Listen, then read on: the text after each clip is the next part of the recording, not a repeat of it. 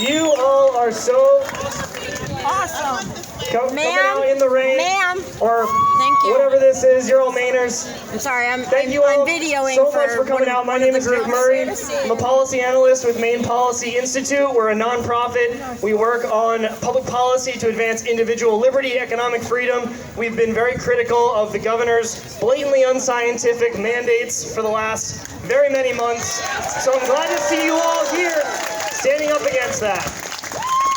We have an amazing set of speakers here who have traveled from all over the region to talk about these really important issues, the 5 freedoms. As you all know, no mask mandates, opening the schools 100%, opening commerce, letting people run their businesses, allowing folks to petition their government, assemble. It's all very important, and of course, no vaccine passport, no pressure to enter society for medical treatment. So I'm glad to get this kicked off. Thank you all so much for being here. Our first speaker is Representative Justin Fecteau, Augusta's own. He's a former public school teacher, Iraq war veteran, one of the loudest, most unapologetic voices for liberty in Maine today, I think, especially in the State House. Please give a warm welcome, Justin Fecteau.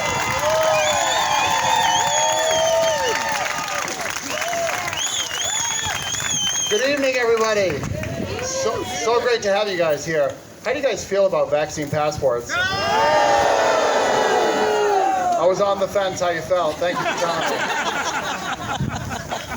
me. So, these last 13 months have caused each of us to deeply reflect on our worldview. How we knew it, how we see it now, what it might look like in the future, and if we were in charge, what it would look like in our perfect world. And after dabbling in this bullcrap for the last 13 months, I have concluded the following. I despise monarchy. I despise totalitarianism. I despise decrees by unelected officials. I also despise centrally planned economies. Also But sadly, despise Janet Mills. I also despise how weak our Constitution and our Republic has been to the winds of this authoritarianism and the East German Stasi-type authoritarianism we have seen. I thought that was lightning for a minute. The post-9/11 Her governing flash. powers in our state statutes truly ripped at the fabric of our society. I remember clearly when I first saw the state statute for the first time, I was in pure shock. I spoke up in our caucus and I said in front of my colleagues, I just have to say this to get off my chest, but these governor powers give the governor the full ability to mass grave the entire economy. I'm far from all-knowing, and I'm really horrible on the blackjack table, but I saw this from a mile out. When you give authoritarians absolute power, they will use it absolutely. I could list how these powers have impacted everyday Mainers, but you've seen the closed businesses, the broken families, the elderly dying alone, and you've seen how this has permanently damaged our children. Put the kids back in school. Absolutely. And like everything in the State House, you've seen this quickly turn into a partisan issue. It's disgusting. You must know, power and party will always be stronger than people and policy at the State House Country Club, so long as we do nothing more than wave flags and signs. I'm asking each of you on your ride home today to reflect and ask yourself, would you be here today? And would you still strongly oppose one-person rule if that person shared a political party with you? God, I hope so. Do you remember the outrage and the pearl clutching every time Governor LePage said anything? Yeah, me too. Stop shooting now! Do you remember back a few years when the government was shut down? Do you remember the outrage? Do you remember the outrage? The actions of the majority party today show you that that was theater and you were the audience. Politicians seem to only care about transparency, collaboration, democracy, and the hardening of our Constitution when they aren't in power. I could give a damn about the Republican Party, and I'm a Republican. I care about representative government.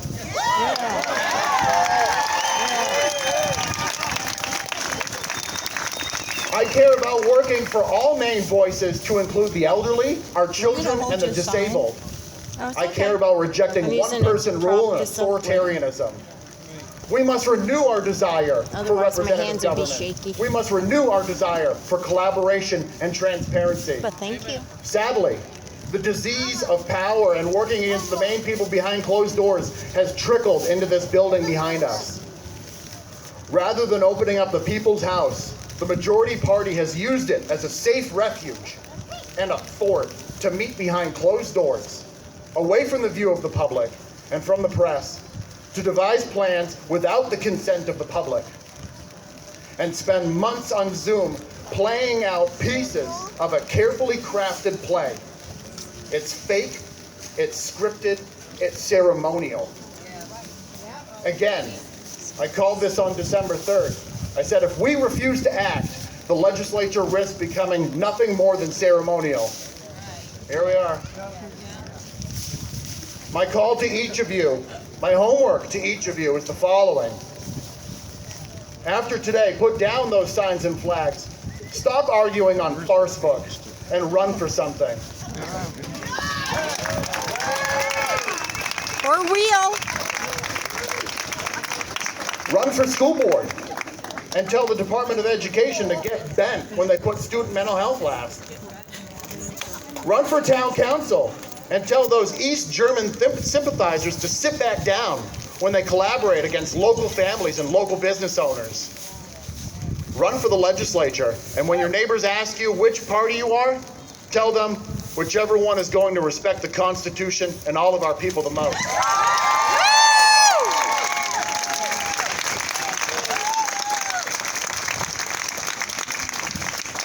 That's enough homework from now. Thank you so much for being here. I love our people. Give it up for Justin Fecto! Augusta's own! Yes, it's so important to get involved. Next up, we have someone who has been involved in state policy, state politics, involved in her community, as an educator, as a homeschooler, as a member of the State Board of Education, and in her third term as a representative from Alfred. She's a farmer, she's an all-around awesome person, and she's a fighter. Give it up for Heidi Sampson. I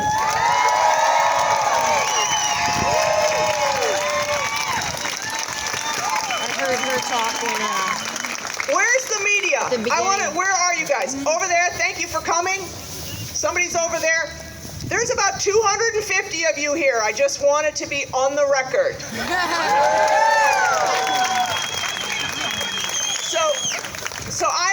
We were not able to have Tom Renz, who's one of the co-counsels in the lawsuit that we have, and I'm going to talk to you about that. I'm one of the plaintiffs. And so I want to give you, because they're not here, I want to give you all an update on the lawsuit that we have currently pending. And I want to hear from people that may have been injured because of these lockdowns. So come and see me afterwards, or you'll be able to email me. I might as well just say it right now. Mentally. Look at the signs over here. If you want to stay in contact, we need to stay connected, because guess what? If internet shuts down or social media shuts down, you need to be able to, we need to reach you, you need to reach us. So if you look over here on the signs, it says 5freedoms@protonmail.com. Send me your name, your number, and your address so we can send you information. So take your phones out while I'm talking and do that for me, please. So I want to let you know, I'm going to stand under here because I'm going to get the mic wet and I might get electrocuted. So I'm already fiery enough. So on March 9th, this year, 7 plaintiffs initiated a Maine Stands Up Back lawsuit against Governor Janet Mills and 3 of her cabinet members. The lawsuit was filed in federal court in Bangor. So it's before Judge Lance Walker, and the magistrate judge, John Rich, is handling the discovery. So I want you to think about this. In both the Great Depression and World War I, the Supreme Court actively reviewed or instructed lower federal courts to review whether an emergency truly existed that would justify the continued application of emergency legislation that had the effect of suspending constitutional rights. It said, a law depending upon the existence of an emergency or other certain state of facts to uphold, it may cease to operate if the emergency ceases or the facts change, even though valid when passed. Where are we right now, people? Does this resonate? So therefore, the lawsuit asks the court to courageously inquire into whether an emergency really exists. Yeah. Conclude that it does not, and end the emergency and the emergency mandates. Yeah. Yeah, give it up for that. Get rid of the tyrant. The lawsuit also asks the court to examine the constitutionality under the Maine Constitution of the Maine Emergency Management Act, that's MEMA, which is the law that's pursuant to which the legislature gave to Governor Mills, Justin mentioned that. So these are the powers that the legislature gave over to Janet Mills to declare an emergency and prolong it, both through unilateral proclamation and to make rules and regulations to address it without any legislative participation. Dictator. So let me just put a little note in here. Our Constitution gives the legislature the right to pass laws. Amen. That's it, period. Go legislature.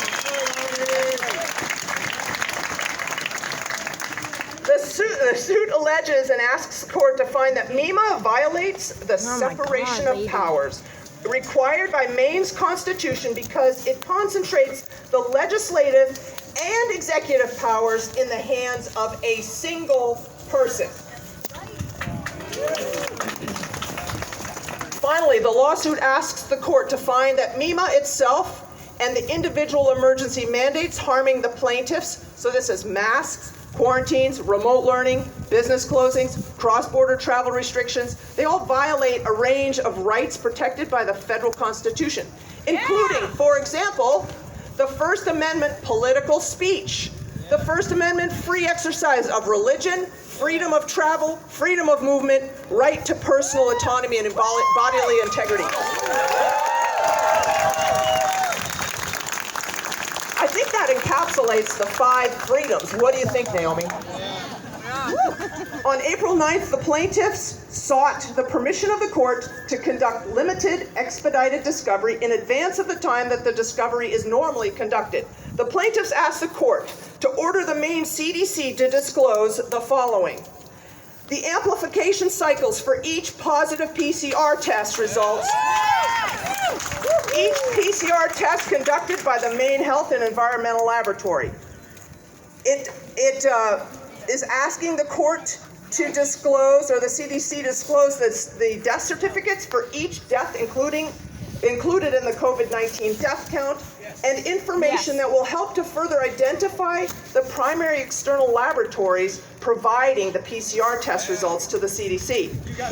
So that the plaintiffs can conduct discovery on all of those laboratories, asking them to disclose their amplification cycles.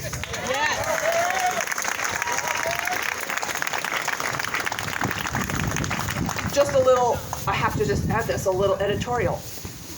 The PCR test cycling is the reason why we have 98% false positives.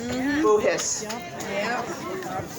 Plaintiffs also are asking permission to serve subpoenas on 2 external laboratories that have already been identified by the CDC in press conferences. That's LabCorp and Quest Diagnostics. And the plaintiffs supported their motion in all of its scientific and medical particulars with the declaration of Dr. Peter A. McCullough, who testified in the U.S. Senate and in Texas Senate regarding SARS-CoV-2 virus and COVID-19 disease. So finally, the government, okay, this is going to be a shock to all of you, all right? Hold on. The government opposed our request. Shock and awe. I never saw that coming. And the court asked us to try to negotiate a resolution. We conducted a meet and confer. I wish I had been a fly on the wall. With the government as directed by the court, and not surprisingly, the government refused to release any of the information we requested from the CDC or to consent to our proposed subpoenas of LabCorp and Quest. Well, Magistrate Judge Rich has scheduled a hearing for May 5th. This is probably more information than some of you want, but I think we need it on the record. Yes. At which he has asked for discovery, to consider the discovery dispute and to hear arguments on both sides. And just last week, April 23rd, the government filed a motion to dismiss the complaint. Again, shock and awe. This was fully expected. It occurs in most litigation, and plaintiffs will learn a great deal about the government's legal strategies from this motion. So plaintiffs have the right, now listen up people, this is where you come in. Plaintiffs have the right to amend their complaint after this motion has been filed and are likely to do so in order to add new plaintiffs, add new facts, and address the government's legal arguments. So that is the update on the lawsuit. So that this lawsuit, I do believe, has legs. I've talked to a number of legal minds who have concurred. So I want to just challenge you all on a few things. So this is me. So that was the lawyer speaking. That wasn't me. I'm not a lawyer. Probably a good thing. Anyway, I want you guys all to think about a few things here. Freedom, liberty. You know, we throw those words around. But in reality, blood, sweat, and tears have secured those freedoms for us. Yeah. And they have to be protected, guarded, and preserved on a daily basis. And guess what, people? We can't bend our knee to that. No. We can't sit down on our duffs for that. No. We have to stand up because we cannot resist sitting down. Correct. We have to stand up.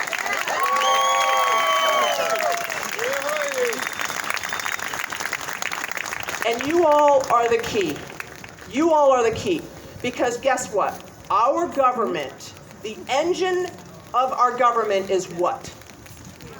Us. You all. And as a legislator, and I've got my colleagues up here, these are some of the best warriors we have here in Augusta.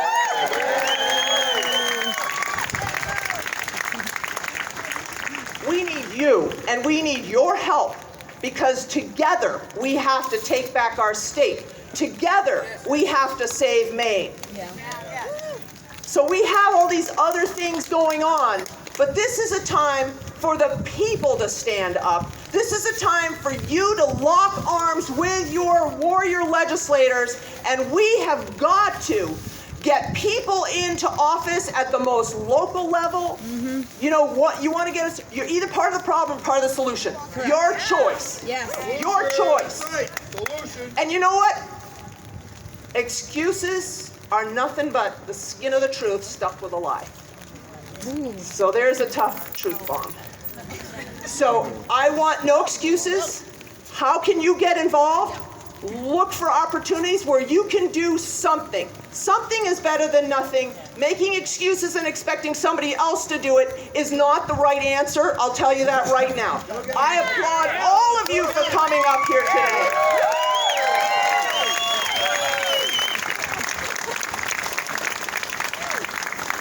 So I want you know what? We all have that little flicker of liberty in every one of our souls. Every one of us has it.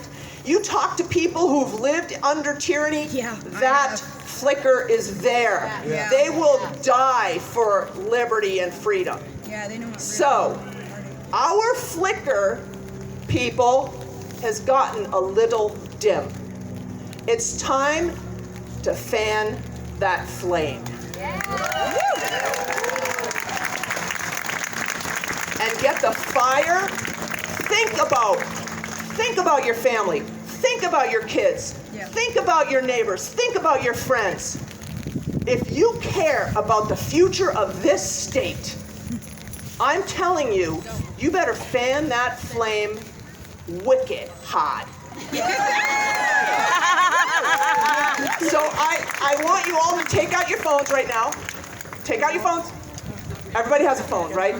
Well, we're videoing you. Okay, you're videoing me. Then write down that email, please. 5freedoms@protonmail.com. I need your name, your phone number, your address, so we can stay connected as we go forward. Because this is just the beginning of a movement in the state of Maine to bring back our freedoms, the 5 freedoms, and save the state of Maine. Thank you, everybody. Heidi Sampson, everyone.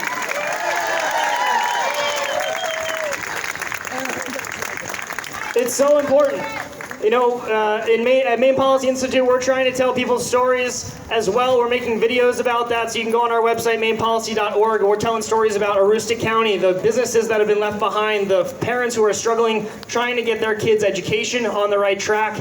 And what Heidi is doing with 5 Freedoms is so important. So please, get out there, tell your story. It's such an important lesson.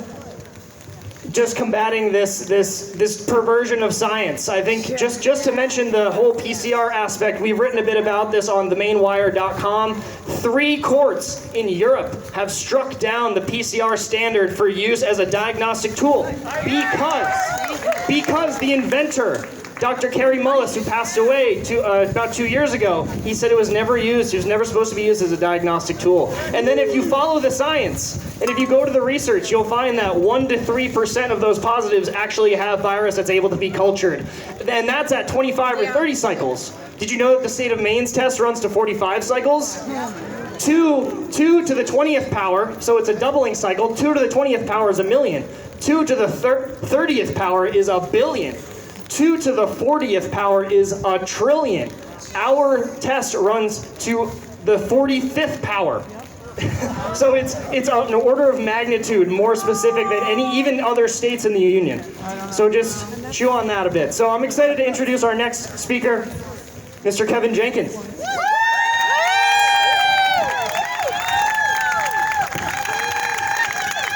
Mr. Jenkins is a public speaker, a transformational executive with an impressive track record, leading change with the Urban Global Health Alliance. He's a CEO and founder at Freedom Travel Alliance. He'll tell you more about that. He's a lifelong champion for human rights in the Black community, and as a founder of Urban Health Global Alliance, he shows his dedication to these rights. The mission of UGHA is to educate, empower, and release urban communities and their leaders from decades of indoctrination and suppression, and to create effective public policy which safeguard rights of equality. Please give it up, Maine, for Kevin Jenkins.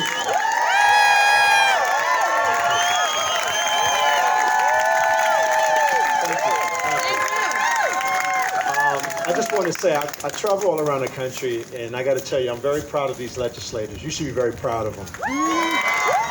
Really. Heidi, very proud of you, because, you know, I run into a lot of legislators that do nothing for us. You know, our government has failed us. And it's time for us to take back our government. You know, this year for me is about action. You know, I've been watching people all around the country in small places talking about how do we fight back and what do we do? We're all so afraid, but it's time to stop being afraid. Yes.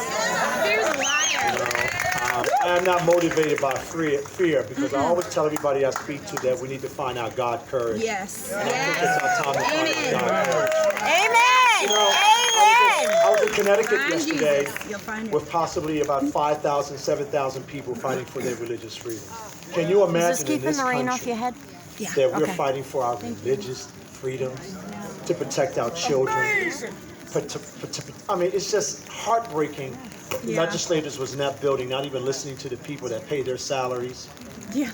People that voted them into office. People that they swore that they would serve them and protect them, and they have failed us. They now work for the oligarchs. They now work for, the tech titans. They don't work for us anymore. So the question today on this chilly day in the rain is, what are we going to do about it? Are we going to stand? Are we going to stand up? Are we going to work with these legislators? Listen, I'm here to talk about one of the principles that my friend Naomi, my new friend, is talking about. I'm kind of like taking a low tone today because I was kind of wound up yesterday. This is so serious. Everybody's talking about the vaccine passport. I don't call it the vaccine passport. I call it the slave passport. Yes, exactly. We need to stop calling it the vaccine passport and call it what it is. Okay, because I know something about that. My ancestors knew something about that. Yeah. And so while everybody's going around here talking about race, because this has nothing to do with race. Right. This has something to do with saving humanity. Correct. This has something to do with protecting our families.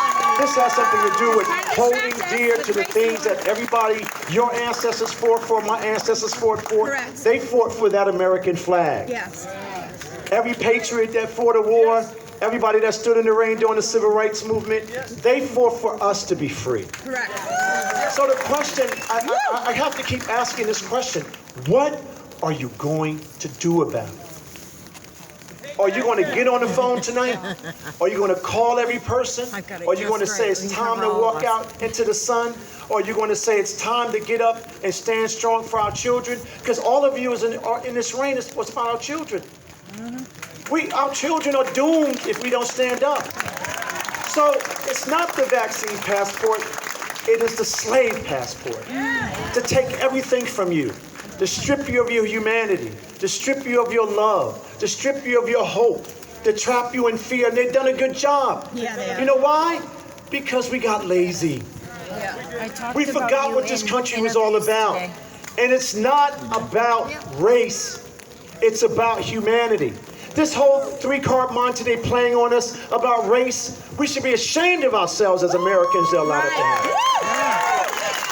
I'm talking about black Americans, I'm talking about white Americans. I don't care what tribe you belong to. We should be ashamed as Americans that we've allowed this to happen.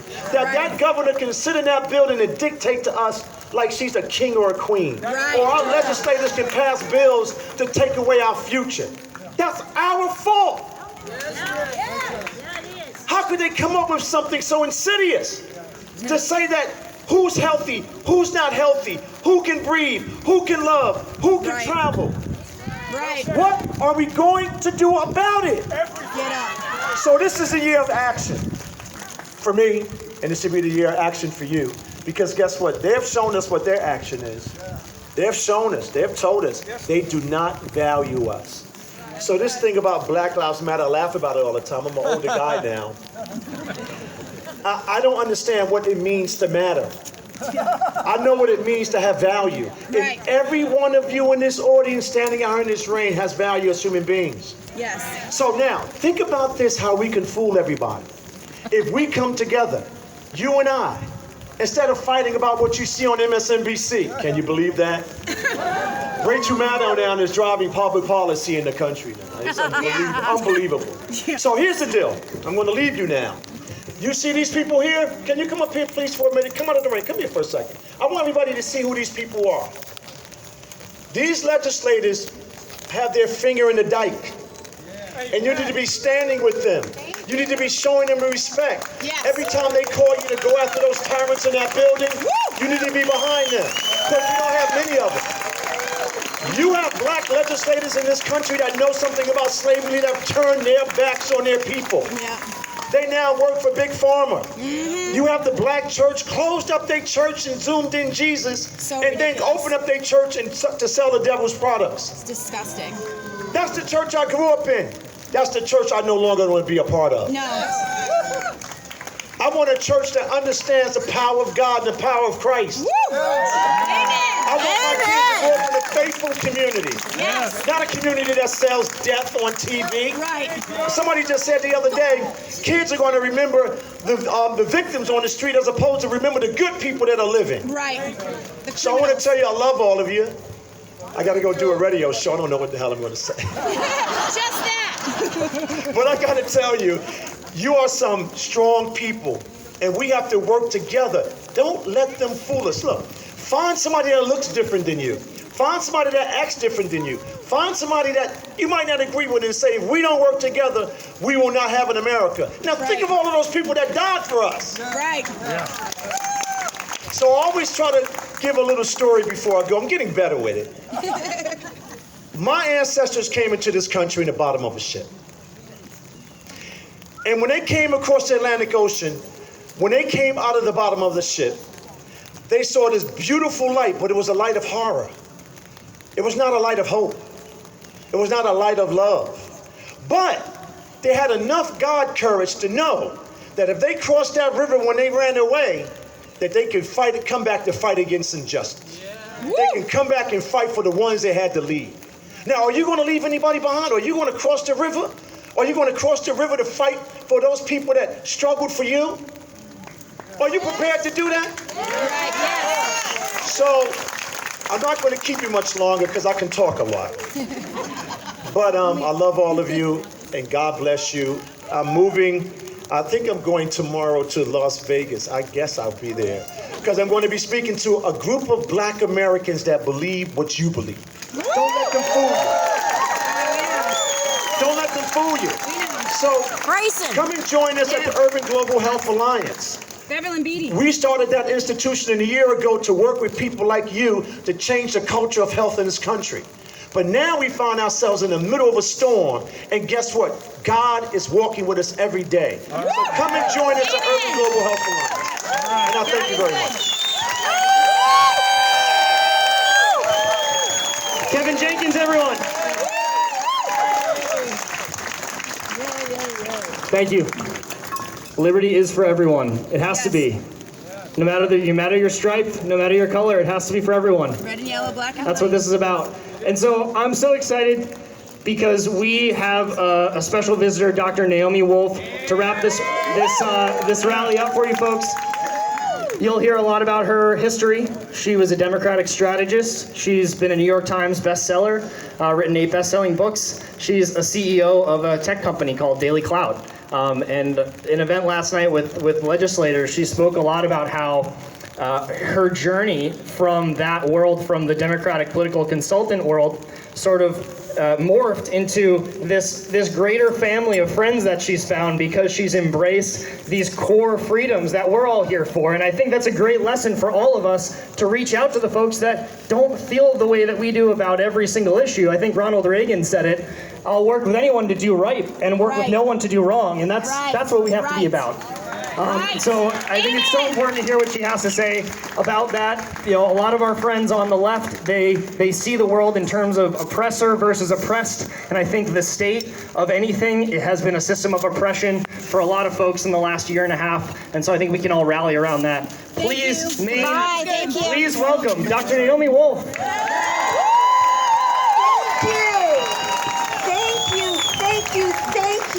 Thank you, Heidi. Thank you, state legislators. Thank you so much. Thank you to my amazing fellow speakers, but really, truly, most of all, and I think I'm sharing the feeling of everyone up here, thank you to you for standing in the rain with your loved ones and your friends and your beautiful dog and your babies. Those are some